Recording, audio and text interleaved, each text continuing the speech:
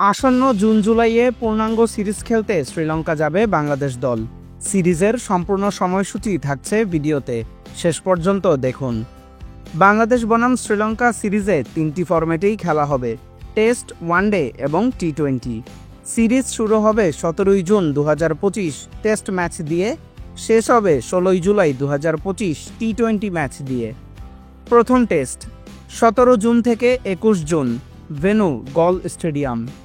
দ্বিতীয় test 25 June থেকে 29 June, venue Colombo.